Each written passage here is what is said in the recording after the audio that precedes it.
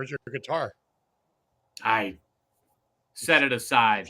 Set it aside. All right. We can't be doing that every week. So I can't compete. It's whoever's playing that is, they're at the top of their game. I can't compete. So I all like right. to see what I'm good at, Tom. Well, then let's just stick to modern selling. What do you think? Okay, I can do Yeah. that. All That is right. my lane. That is your. Hey, so welcome back, everyone. Episode number 139, Mastering Modern Selling.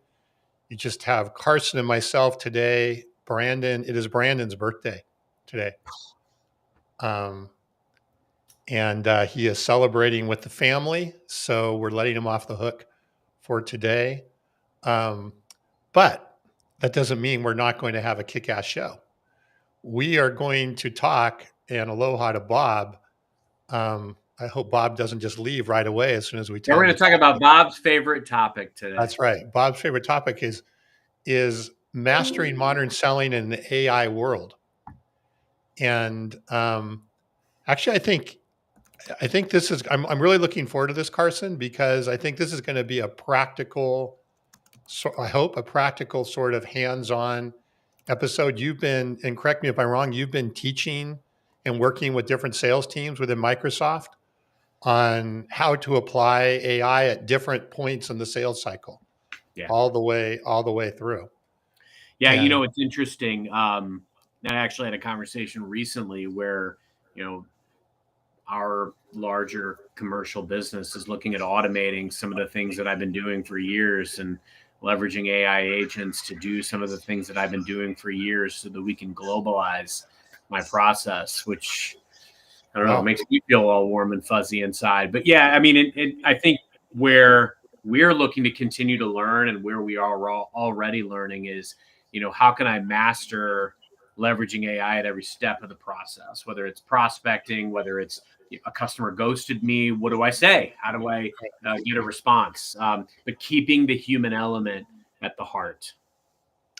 Well, we're going to walk through, I think, step by step, kind of the phases of the sales cycle and what you're doing. First of all, we want to thank Fist Bump again for all of their hard work on the production of this. So if you have not checked out Fist Bump, getfistbumps.com. And again, thanks for their sponsorship on this. And, we don't have a guest today, but I was just talking to Ala, who's the producer. She said we have like guests lined up for like the next, I don't know, like almost all summer. So we've got some really good guests coming along, but let's kind of jump in and start with, and Carson, what would you consider when you talk to the sales teams and your sales teams? What are sort of the phases that you talk about, or the categories that you talk about in the sales cycle and then we can kind of do a deeper dive into each of those sort of phases. Yeah. But what is the life cycle? What are the phases? What are the things that then we can, dig deeper into? Yeah, no doubt. I mean, I think that's a great question. As you know, and as our audience knows, if you've seen the show before, I think about sales as a student, and it's really a Moneyball data-driven strategy. And so when I think about every step of the process from a sales perspective, I think about how do we optimize the probability of success at each stage. So I always think about personally as a team leader, as a leader of the business, as a coach globally for sellers and sales leaders, I think about where do we get stuck? Where do we get stuck at each step of the process? Like, we have a lot of people that dislike prospecting. I'm one of those sick people. I love prospecting. But where do we get told no? What are the reasons that we're being told no by customers? How do we flip that on its head to improve our messaging and our outreach and those things that we can control? I also do a lot, as you know, on focused on like the quantity of outreaches and, reaching out to the right number of people. Now, what AI can help us with is that perfect quality message, but then also thinking about what prompts are we using to get that perfect message that we can craft and get out there. Then, I think about prospecting is kind of phase one, you would say, or the first? Sort of, but like, you also you got to be able to blueprint and roadmap out your book of business. I mean, if I'm starting my year, I'm looking at where's my addressable market. what's amazing is right now I'm in my fourth quarter. So I'm using it to analyze my year and slice and dice as I do appraisals and I do year end planning. But what's great, whether you have a lot of dashboards or you have no dashboards, any quantifiable, tangible metrics that you can feed into the engine, I mean, it can help point you to things that you can be looking for. I mean, what it's shown me is that my team and I have produced a lot of pipeline in certain areas, but then there's other areas where we're deficient, and it can give me ideas on ways that we can go out and create net new conversations, create net new relationships, execute plays at scale to, in essence, land the types of conversations that are going to grow that particular metric. So, you think about it from planning your business, planning your year, if it's the beginning of your year. You can think about it from a prospecting perspective to go out and create new conversations and relationships with the right executives. You can create dialogue at scale, and you can also do things very, very focused. I've had it help me write messages to people based on very specific titles, using their LinkedIn profile, using customer web addresses. It's helped arm me. I was on the plane on a plane. I've been flying the last 3 weeks. I was in Chicago, Seattle, Atlanta, and I'm going to see customers. And I'm having the AI tell me in seconds flat, based on this web address or based on this company name, do some deep research on everything that I should know going into a meeting with this CEO, this CFO. So going into the prep, going into the needs analysis, and I will go one step further to say, in real time, while I'm talking to customer executives, I will literally task AI with saying, based on these things that this customer is telling me, give me some talking points of very unique, differentiating value adds that I can bring to this conversation. And what's beautiful, Tom, is by myself, off the cuff, I could probably think of 3 to 5 of those things by myself. But it might think of things 6 through 10, and it might be number 7 that starts to get that executive really head nodding. So it makes me better. It augments me as a seller and as a sales leader because it thinks of things that maybe I wouldn't have thought of myself. And then finally, if you're getting stuck in areas of the sales process, or you need to get a customer to respond where you're being ghosted, or I make a lot of my own homegrown newsletters, I make a lot of my own homegrown webinars. Being able to create these webinars or newsletters used to take me an hour. Now I do it in 5 minutes. More time that I can spend in front of customers. It flat out makes me more effective. I'm a 46-year-old salesman, and I'm trying to stay ahead of the curve on this stuff because the better we can become invaluable right now, we can last forever. Because the tasks that we've done before, SDR tasks, early stage pipeline building, these things will be replaced by AI agents inside of a year or two. We've got to make sure we are invaluable. And the differentiator that we bring is the human element. We've got to arm our human element with as much intel and data as humanly possible. So let's back up and talk a bit about the planning part that you were talking about. So are you pulling data from your CRM or call recordings, or where? And let's see if we can get, because a lot of people are probably going, that sounds great, but how do I do it? Yeah. Right.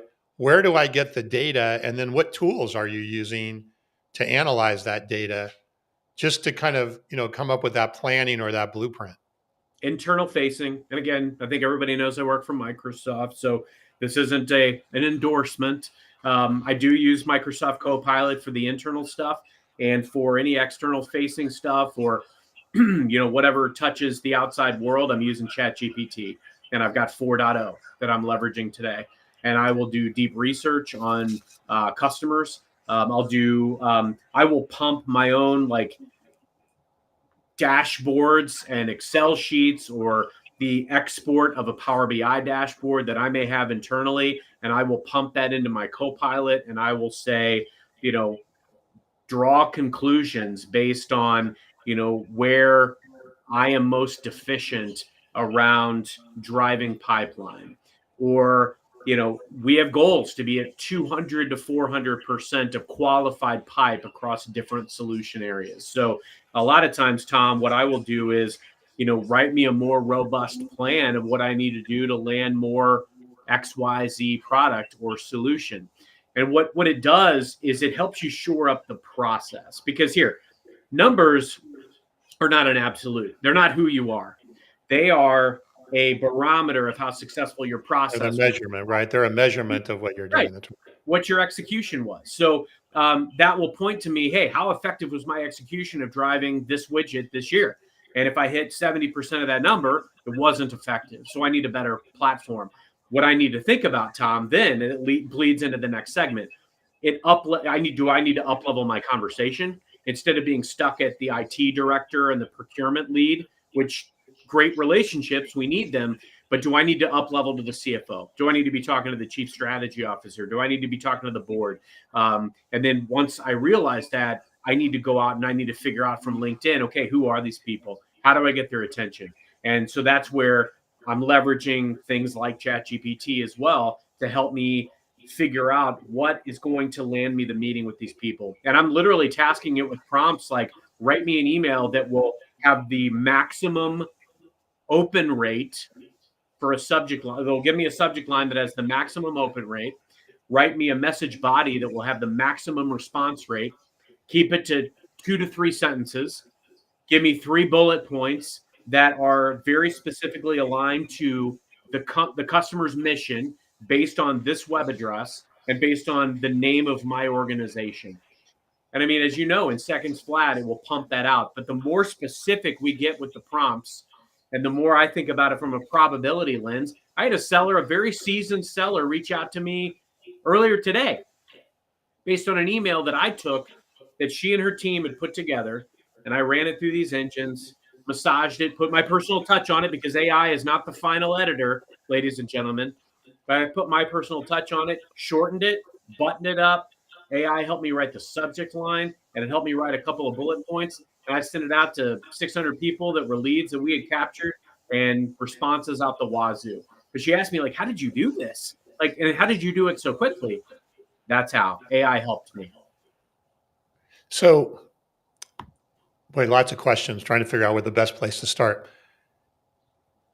Going back to and my software company, right? We have a CRM type software for manufacturers and wholesale distributors, which sell over and over to the same customers. So Right.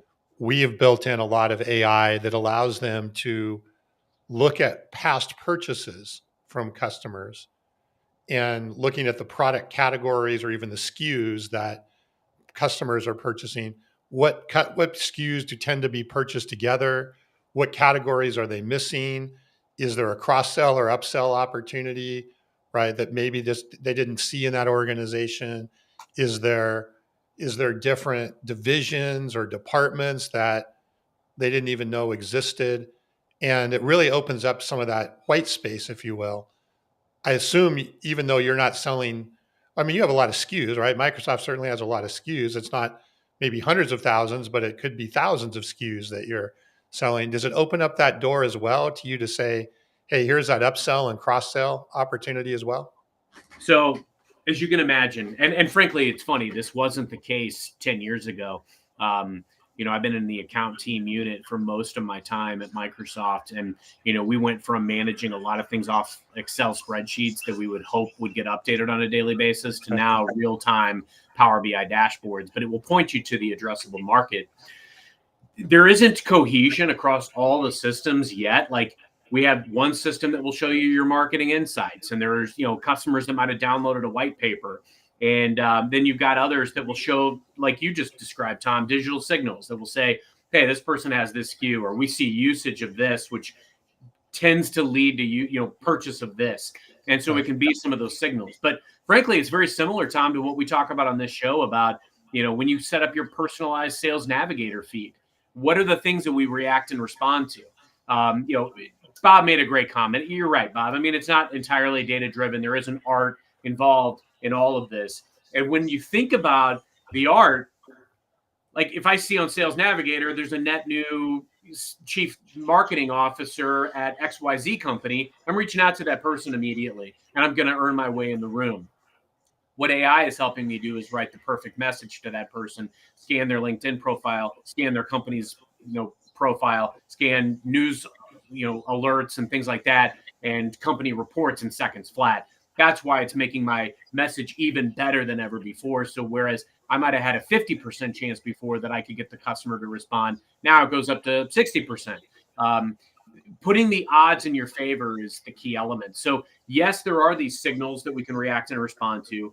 We have graphs that show like addressable market. Usually it's like a size of the organization and where there's penetration or lack thereof of some of our product areas. So that could show me, or it could show one of my sellers, hey, if we were able to land this SKU at this organization across their footprint, it's going Yeah. to have a lot more impact than it would it's selling at a very small organization. So it really helps you plan out your year. But if you look at where's the most addressable market, where's the biggest opportunity, and then you look at, I've had customers in the past where we knew what their IT budget was, and we also knew we weren't getting the lion's share of that budget. So we knew that there was opportunity. And frankly, I tell customers all the time, like, hey, cloud's a commodity. You can buy it anywhere. I get that. Where I'm going to be able to be the differentiator for you is value added relationships that you're not going to be able to get anywhere else. And so, where can I connect you with people in my organization? Where can I connect you with other industry leaders that I have the relationship with that your competitor does not, or that my competitor does not? And then, how can I help you better serve the people that you serve? And I have found that to help me tremendously. But to your point, Tom, there are signals all over the place. AI can help you find more of these signals or help you write strategy or scripts or verbiage that can help you deliver. But see, this is where we have to be super, super careful because, again, while we need to embrace the blend, I believe strongly that the future belongs to those who are going to combine both AI efficiency with human authenticity. You've got to let the machine do some of the heavy lifting, but you've got Yep. to make sure that your voice stays personal, kind of like out on LinkedIn today. LinkedIn AI posts stick out like a sore thumb.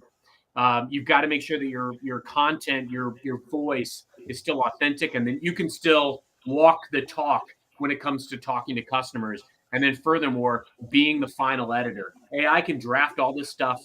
It can help make all these messages. It can point you to things better, help you glean insights, or help you devise a strategy. But you've got to be the one who injects empathy and insight and relevance into everything that you do and say that comes out of your mouth or comes off of your keystrokes. Yeah. You have to be that oversight, right? That the QA to make sure that everything is, as you said, authentic, right? Because yes, the unauthentic, whatever the word is, it comes out loud Inauthentic. and clear when it wasn't there. Hey, your new year, right, starts what, in July 1st or July somewhere around 1. there? Do you see an opportunity, and maybe you're already doing this, to use AI to help you with building your forecast for the next year? I look at a lot of companies that we work with. When they get ready to forecast for their new year, they're like, okay, well, we sold $100,000 of this. I think we can do 10% more. That's my forecast. There's absolutely no science. There's no analytics. There's no insights behind it. And yet I think that there's a lot of opportunity to build a much more intelligent forecast and a much more intelligent plan for your upcoming year that is actually achievable or even higher than that, because it's not just based on, well, we did this, we're going to add 10% to Yeah. the thing that's there. Like, oh my gosh, yes. Now, I know that I'm talking to people that, I mean, we may be tracking off of Excel spreadsheets or paper all the way to very robust dashboards, right? So, Okay. literally, whatever you have. And I mean, what's amazing about AI, you could take a picture of a piece of paper and Mhm. attach that into your prompt, and it can do the analysis and spit out what you ask for. But again, it's not the end all be all. AI makes mistakes. So I think the key element is whatever you have, whatever you're sitting on from a data perspective, historical data is good. What you produced this past year is good. What you're aspiring to get to is good. But what I think is good about AI is it can help extrapolate a lot of intel from a lot of different places that can really help you set your sights on what is an achievable or realistic or even attainable like goal to have around a percentage of growth year over year. And believe me, a lot of organizations, I think, frankly, I mean, it's some semblance of like throwing darts in the dark sometimes around figuring out where you're going. I mean, it's even challenging at my organization where, you set very robust goals, but you don't anticipate. How could you? You can't see the future. There's no crystal ball to anticipate, financial or political things that may transpire that will drastically impact your year. And so you're going to go in with the best of intentions. But what I love about AI and being able to prompt AI to give you some of this food for thought is you can put whatever data you want into it. You can ask it for what you should be considering as you think about forecasting for the next year or setting goals for the next year. What is a reasonable rate of growth based on other organizations like mine, same size, same industry? Those types of things can inform your decision. But at the end of the day, the decision is still yours. Well, and you hear so much now, right, about account-based marketing or using account-based strategies, right, where you have an exact account list that you're going after. You're not just spraying and praying to anybody in your area. To me, this opens up that door to that account-based approach to a whole nother level. And you can Yeah. build your forecast now around your top accounts, top 100, top 200, whatever the case may be, with a lot more relevance and a lot more credibility, frankly, as you pass it off the food chain. I wanted to hit Bob's comment here because I think it's related to this, right? What he's saying is that a lot of times as sellers, we think our addressable market is massive or supersized, but in reality, we are really only dealing with a niche or a small part of that small piece there. And that when we are not really focusing on that 2% or whatever the percent is of our market, do we run the risk of kind of alienating people in our message by spraying things out there and putting those in the thing there? Um, what would you? We'll cover that next, but um, what would you say to that? Is there an opportunity here to increase our addressable market with this, or is it also just the opportunity to be more refined in our core market and the niche that we're going after? Yeah, no report is an end all be all. I absolutely leverage my addressable market reports to show me what the potential opportunity could be. But then I put it into practical terms in my head. And when I translate it to my team, it's, hey, this customer has more employees than anybody else. They have less penetration than anybody else. So it stands to reason that if we can engage at the right level, get the right executive relationships, and land the right messaging, it would have the most impact on our year. Those types of things are really important in Q1, Q2. Q3, Q4, it's more about what's viable. Let's lock it in. Let's nail it down. And Bob, you're dead on, man. Accounts don't sign contracts. People sign contracts. What are the relationships that I'm going to need in order to be successful? Yes, I can see the addressable market reports. It is not absolute, and it doesn't factor in a lot of different factors. I mean, sometimes I get addressable market reports and it shows really high because they have a lot of, frontline employees, but those needs might look different than some of the people in the corporate office or IT or HR or whatever the case may be. So there's a relative degree of salt that I've got to take in when I factor that into my strategy. But I think, Tom, to best answer your question, I look at the addressable market reports and I think about, we leverage solution plays in our organization. And what we have gotten good at is developing messaging stories around ways that we can leverage our technology or ways that existing customers are leveraging technology to achieve outcomes. Now, if I, as a seller, can go out and create the right relationship, land the right message, earn the conversation with an executive, I never mention a product. And see, that's one thing that sets me apart from a lot of other sellers, because a lot of sellers lead with product, lead with solution names, and that's why they get shut out. But really trying to hone in on what would be a win for this executive. That's how I earn the right to get that meeting. And once I earn my way in, I have a blueprint in my head of where I want to go. I want to get an executive briefing that I can earn. I want to show the art of the possible. And I know if I go down a roadmap and we start to uncover some of the things that would be meaningful, tangible wins, not only to that executive, but also to that organization, those are the types of things that take us to the next level. And furthermore, we've talked about this on this show, doing a SWOT analysis. We are not going to go toe to toe with our competition and win, where we are going to go on based on their strengths. We're not going to do it. So don't try to pick off. Like, I don't go trying to figure out like where customers that have Salesforce and love it and try to beat Salesforce. It's more about how can I integrate or how can I augment what they're already doing and amplify the data, the outcomes, help their sellers be better, help their call centers be better. Those types of stories are going to be more enriching. But furthermore, I always think about the things that are very unique that both I can do or my organization can do that others cannot. And those are the types of things that I really try to expound upon. But again, to Bob's ultimate point, it's all about earning the relationships. The data and the AI can point me to where it would be the most impactful to earn those relationships. That if I win, Right. it will be the game-changing deal. Right. And so when we were talking even about account-based marketing, obviously, as Bob's point, accounts don't sign contracts, but we may have accounts or customers that are higher value potential, higher probability. And then we have individuals within those that we want to be able to hone into, obviously, to build the relationships. You never build a relationship with an account. You only build a relationship with people in the account, right?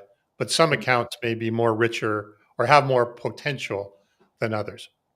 Yeah, and So, AI can help us find that. Like, yeah, yeah. what I love about it, Tom, honestly, is when when I'm thinking about, look at here's my customer list or here's my book of business, Chat GPT. Give me some insights. Are there like industry verticals within the verticals? Are Mhm. there new revenue lines I could create with these organizations that would be game changing for them? Like things that are outside the box. I have never gone down the beaten path, as you can probably imagine. And I've been wildly successful because I've not only committed to going down that non traditional path, but I've also been very transparent with my customers of where I can and cannot help them and being very unique in that approach, but like trying to find what's really going to be meaningful for this organization. It's not going to be me selling them more of a widget, but if I can help them open up a brand new line of commercialization, or if I can help them better serve and support the people that they serve because my company also has a relationship with that constituent, guess what? Suddenly I'm a lot more valuable. And we've got to be better at looking for those types of things. And AI can help us do that. So, hey, you remember it's been a while now, but when we had Matt Dixon on, we talked about fear of messing up, right? And we talked about, and this is what he talks about in his book, right? Is that customers or prospects are more concerned about messing up and making the wrong decision or a decision that is, could get them fired, right? Or removed than actually fear of missing out and making a decision and taking advantage of the opportunity, right? They're more afraid of that. I think that probably is maybe even more the case than it was even a year ago when we had the conversation with them. And it's not even just fear of messing up, like, hey, the implementation doesn't work, but it's also, did I pick the right vendor? Did I pick the right product? Is this product going to be obsolete in 6 months or 3 months with the speed of everything that's changing there? How can we use AI to, you even mentioned ghosting, right? Getting ghosted and things like that. How can we use AI more to help the customer feel, right? Hence the jolt effect, right? That we talked about, more comfortable and reduce some of that fear of messing up. And at the same time, if they are feeling uncomfortable, that they're not ghosting, but they're actually communicating, go, hey, I'm feeling a little uncomfortable about this. Have you used it for that perspective? Yeah. And yeah. So what's your take there? I mean, literally, Tom, what you just said are some of the golden words that I would be tasking my AI with doing. I mean, you can literally take the email and, again, I have internal Microsoft Copilot, so I could copy paste the email because it's got PII and I just want it stored in my own tenant and for my own utilization and no one else's. And I could take that entire email thread, I could paste it into my Copilot, and I could say, this customer has not responded to me for 2 weeks or 2 email attempts. Please write an email in my voice and style and tone as Carson Hetty that has a maximized rate of open rate and also has a maximized response rate that aims to de-risk the customer's decision to move forward. I anticipate that they fear moving forward because they don't want to make the wrong decision. And my goal is to just have a conversation. And frankly, Tom, like blending in the human element, I think is super, super important as well. Because here's the thing: what AI does, thinking about all that and think about all the steps that we might have taken in the past. Like I might have bounced some ideas off my manager and been like, man, this customer won't respond to me. Then I might have written this really long email, or I would have really hammered on fear of missing out, on creating FOMO. Right. Um, Speed wins deals. And the seller who reaches the prospect with the right message at the right time, but also is a human being and can call out the risk, and also re like underscore the value that's been brought to the conversation, but like have an insight led conversation where I'm able to say, hey, I anticipate that you're thinking about like the risk here, and I want to make sure that you see us as a partner for the change management, that we're in lockstep. You've articulated to me some of these priorities and milestones that matter to you, and that's how we've built the blueprint. So I have a concern that we might miss some of these important milestones that we've agreed on, but I also want to make sure we're in lockstep on moving forward. I mean, AI can help me create the kind of message that I want. And I mean, I'm using it for so many things, like feeding it the general sentiment that I want to be able to articulate in even having a tough conversation with somebody. And it can give me a cut and dry way of putting it in a very respectful and professional way. So Tom, the things that we know about our customers, and I quote Jolt Effect all the time. I've recommended it to so many people because it really reframed the way I thought about a lot of customer conversations where I don't need or want to like really lean in on that fear of missing out. I want to really understand what they deem is the risk. I want to make sure I share risk where I can, and I want to make sure I de-risk where I can. And so AI can help us write that short, sweet, concise, succinct message, and it can even call out like, "Hey, you haven't responded to the last couple of messages. I'd love to know if it's you sense some kind of risk that we haven't broached. How can I serve you in this moment? How can I help you sell this internally if that's what we need to do?" Like being able to anticipate some of these things that maybe we don't see. AI can help us shore up some of our blind spots that we come in with inherently. Yeah, I've used AI for asking, kind of having it coach me, if you will. Yeah. Like, hey, get in the mind of the customer, right? Because it's so easy for us to stay in the mind of our perspective. Well, God, look at the opportunity they have here. Look how much and I would ask AI is like, what risks do you think are going through the head of my customer that would potentially slow this down? What are they thinking? What are they looking at? And it comes back with things that may be obvious, but then it might come back with some things that you hadn't thought about. And then when you do communicate back in that email, even sometimes I found that if the prospect, if they see that you have empathy, that you understand what they're going through, you'll actually get a conversation back because they don't feel like you're pushing something on them. They actually feel like, oh wow, maybe he understands, or she or she understands what I'm dealing with, and maybe I should continue the conversation, right? Well, I mean, let's be real, Tom. ChatGPT is a better sales manager than some of the sales managers I've had in my career. You Yeah, know, I heard, and that's not to.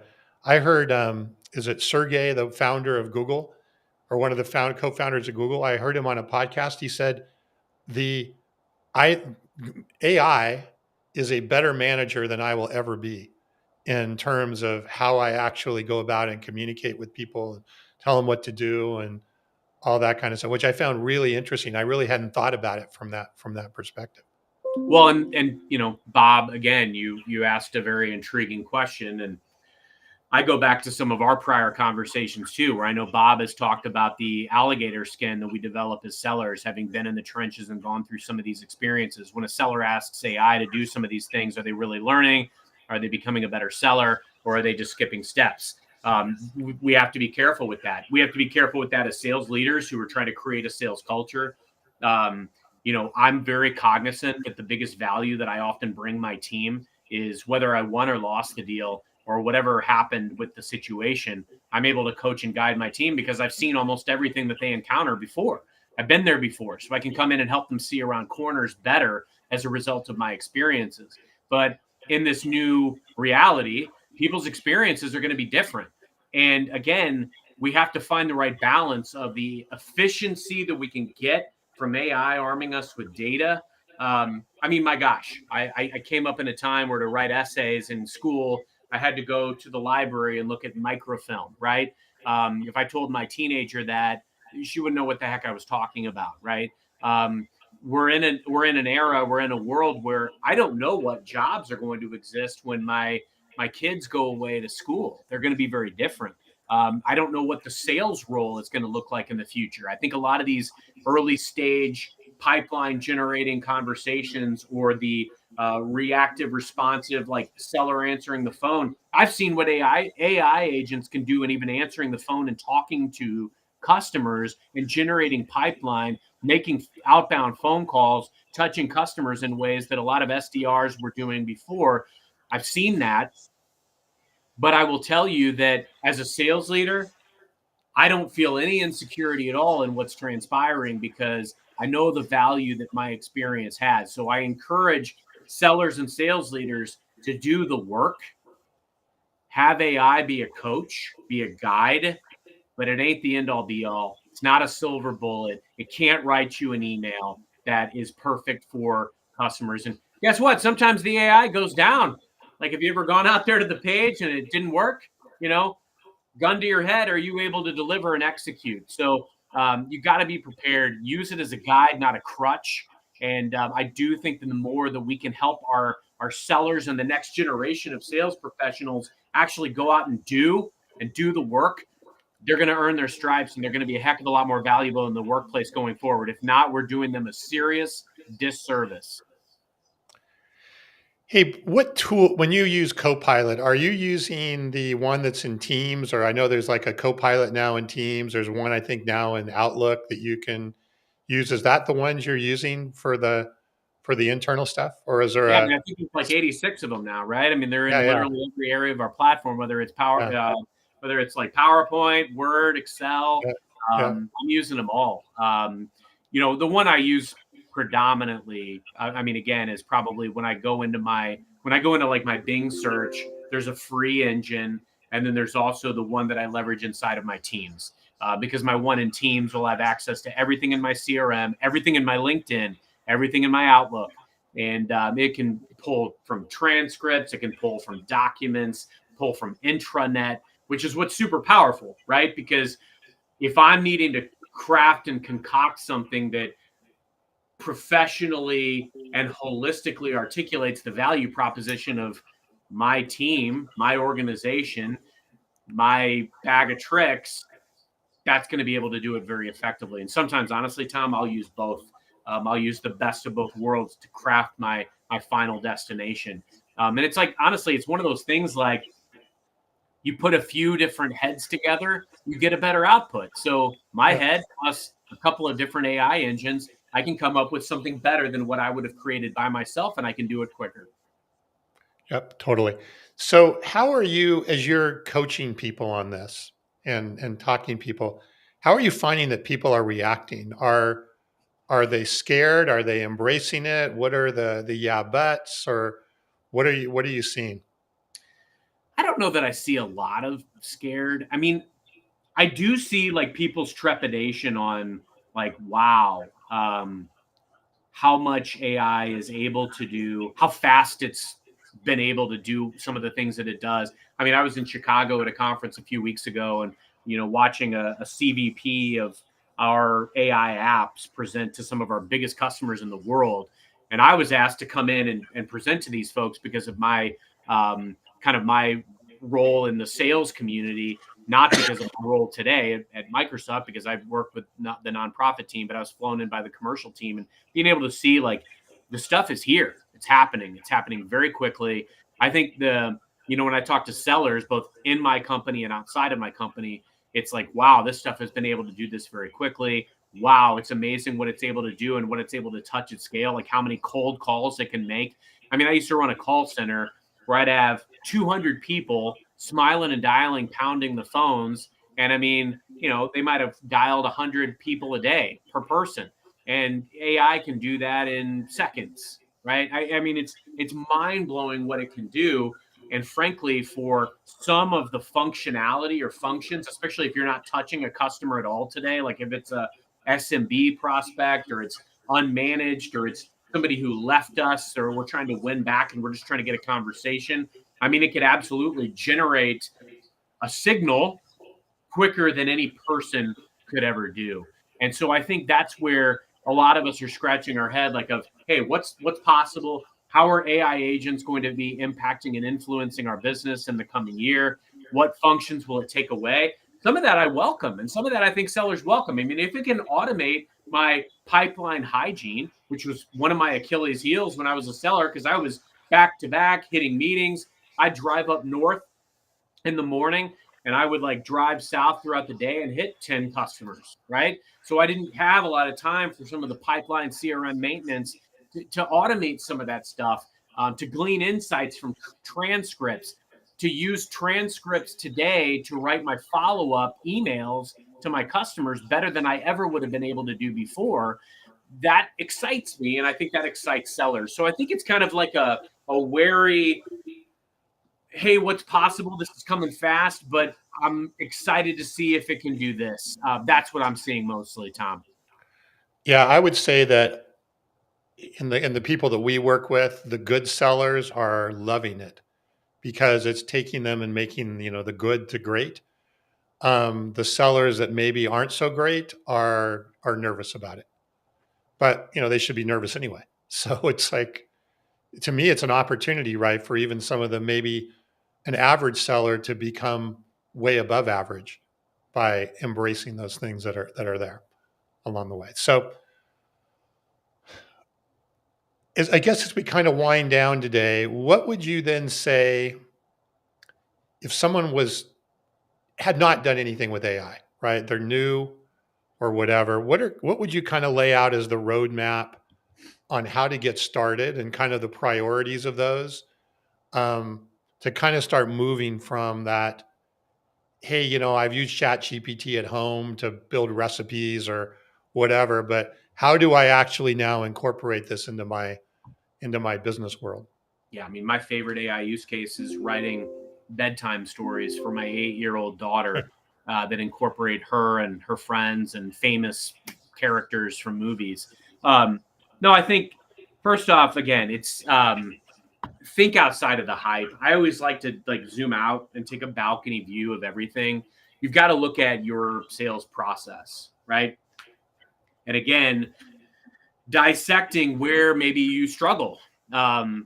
If you're not getting responses to your emails, like, the prompts that will help you get better responses to your emails are where you want to focus. Like, it's not AI, help me write an email to a prospect to, about XYZ and how great my product is, because that's going to be noise. It's going to be just like anybody else. And frankly, just like whatever's easiest is usually what everybody gravitates toward. That's also the thing that you should shy away from as much as possible. Yesterday, I did a show with Mark Hunter and Meredith Powell, and we were talking about this too. And I said, my favorite episode ever of Seinfeld is the opposite, where George Costanza consciously decides to do the opposite of every inclination he ever gets. And I think to some degree in sales and with AI in sales, we've got to do that. We've got to do the opposite of maybe the easy. We've got to think about, okay, at what stage of my sales process am I struggling? If I can't get a meeting or I can't get somebody to respond to my email, let's hone in on that part of the process. Help me write an email subject line that will maximize open rate and tinker with that a little bit. But I mean, that's great. I mean, right there, Carson, that's the easiest. You don't even have them write the email. Just give me a subject line and see if that improves what we're doing.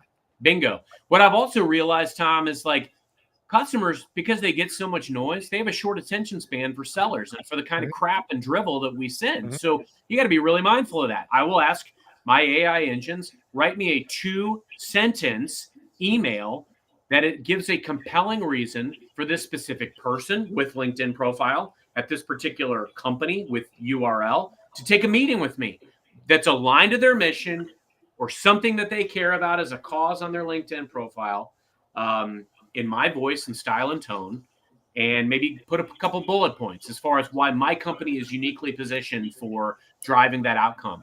You want to say something that they've never heard before. And that's really hard if you sound like everybody else, or if you're asking AI what everybody else is asking AI to do. So go into the opposite and really drill into where you're conceivably struggling. The other thing that I would say too, like if you start anywhere, just having it help you research. I have a meeting with the CEO of XYZ company.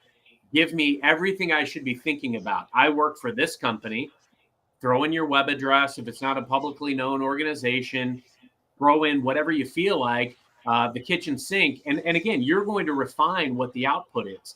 It's going to arm you with things that you can be thinking about. And what I think is amazing is that, again, I can think by myself of 2 or 3 really great things. I kid you not. Last year, I went to my team and I basically said, like, look, give me your can't crack accounts. We are going to get in. They gave me 150 accounts. I opened up over 100 of them. And I did it doing exactly what I've just articulated, using AI to help me write the subject line, write the email, keep it brief, a couple of unique bullet point differentiators, and I spread it out to the masses. I mean, I was sending it to 50, 60, 80, 100 director and above in every organization that I tried to open. I only needed one response. That's the beauty of it. Right. Probability game, right? But I get that response and I would jump on the meeting and I would say, give me things that I should be talking about to this customer. I had one that was telling me like, hey, we were looking at doing this with you guys, but we ended up, we're going to go in another direction with a competitor because you guys couldn't give us investment in this one specific area. And I was like, well, who did you talk to? And they were talking to somebody in a totally different business unit. That's why they couldn't give them the funding dollars. So I'm like, I can handle this.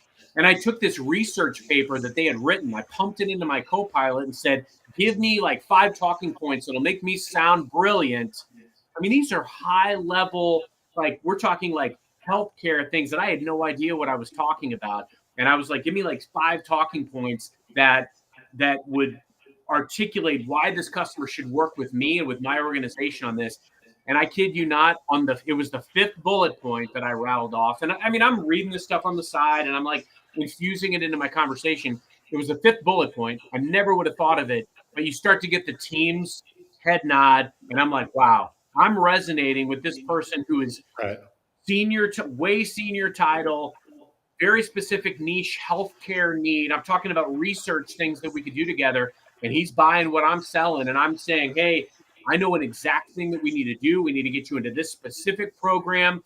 We come out of it going straight to pilot. He was all in. Within 2 weeks, we were into this thing. And within 6 weeks, we were live. And they were going to go with the competitor. If I hadn't met them at the exact right time with the exact right message that was helped by AI, I would have never had that conversation. And what it's helping me do, Tom, it's helping me write the perfect message at scale to thousands upon thousands of people per week and open up doors that nobody's ever opened in 8 years that this organization that I work in has been open. It's game changing, and it's making literally a nobody who used to sell high speed internet and long distance plans and advertising packages for the yellow pages the number one social seller in all of technology. Mic drop. Um, Hey, have you used, speaking of research, have you used some of the deep research capabilities and the reasoning? I mean, if you really want to do a deep dive on a company and you can prompt it a little bit, or kind of take it through the process, some of the stuff that deep research can come back with, you would never find on your own through Google searches and searching around LinkedIn. And even if you found it, you wouldn't even know what you were looking at. The fact that it can piece it all together can really, and I did that with a customer, with a prospect, and I was going over stuff and they were like, more about our business than we do. Right. Because they Yeah. hadn't gone through the whole thing there. And Tom, I that's heard just getting somebody better. an executive say, I want to say within the last couple of weeks, like the AI that you see today is the worst AI you'll ever Yeah. see as long as Yeah. you live. I mean, Yeah. it's going to be better and better. I mean, you see it now. I mean, even just the engines that we've been using, from the quality of graphics that they create. And I mean, like, look, again, I used to create these robust newsletters and I used to create these robust webinars.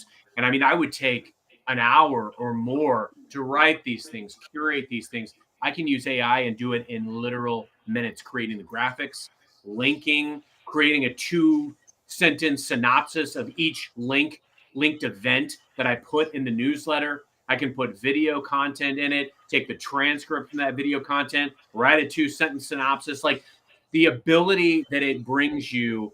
I mean, I'm a one man wrecking crew when it comes to sales and marketing, and we're just on the precipice. So I think the key element is keep trust and transparency and consistency at the heart of everything that we do. Stay human. Know that AI is this amazing engine, but you've got to be the driver of meaningful relationships.